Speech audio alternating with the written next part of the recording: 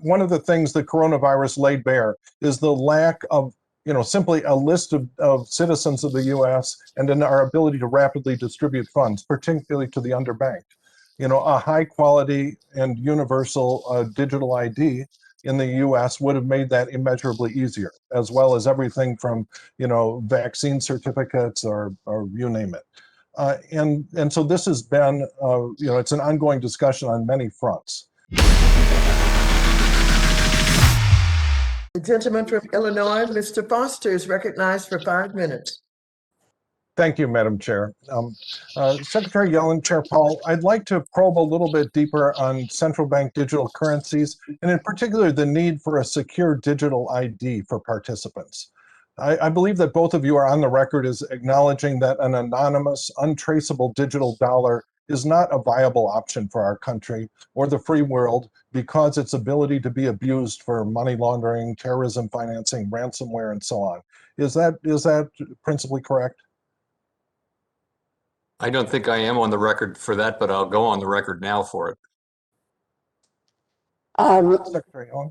Nor am I on the record, but I would agree that we need to be very careful about the use of a digital currency for illicit finance, and an anonymous currency makes that much harder to control. Yeah, I concur. I think it's sort of logically impossible. And so on the other hand, I believe that the Chinese approach to digital currencies that give the government immediate and unconditional access to all transaction information will be equally unacceptable to Americans and to most citizens of the free world. And therefore, a digital dollar will be crucially dependent on having an effective authentication component.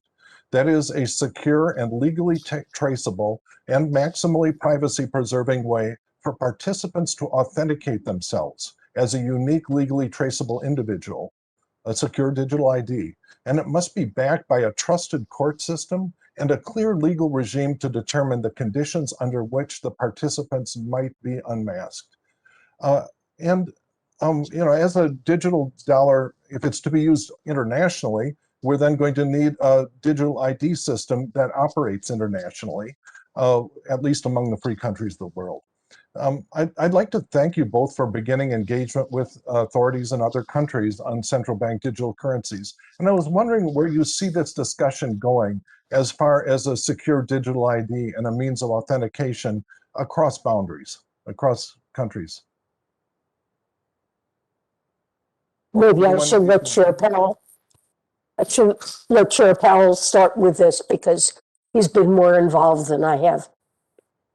Thank you. So, yeah, I mean, where we are is we are engaged in a process of looking at all of the technical issues and design issues which interact with each other, and that's one of the most basic ones.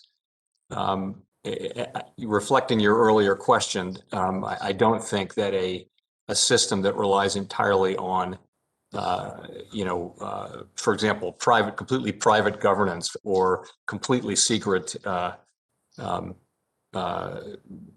information about who's actually owning the digital dollar would not be viable.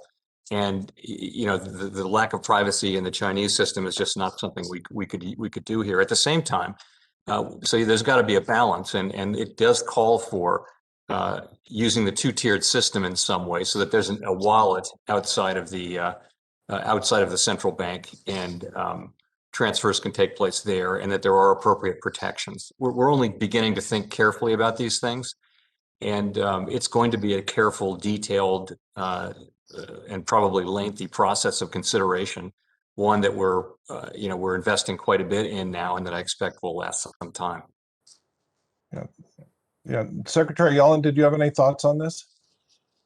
Well, the issue of a secure digital ID is very much in your court, having to do with one of the things the coronavirus laid bare is the lack of simply a list of citizens of the U.S. and in our ability to rapidly distribute funds, particularly to the underbanked. A high quality and universal digital ID in the US would have made that immeasurably easier, as well as everything from, vaccine certificates or you name it. And so this has been, it's an ongoing discussion on many fronts. And there are also specific proposals. I believe you've had letters urging both of you to look into this in more detail. And so I was just wondering what the state, just as simply as a means for citizens to receive payments, Fed accounts. Each one of us has already an account with the federal government. The IRS at least. And I was wondering how you saw this part of the conversation going. I think it's something that's worth exploring. I've not done so, but we would be glad to have further conversations with you about how something like this could work. There's certainly a problem, as you've mentioned. The gentleman's time has Thank you. expired.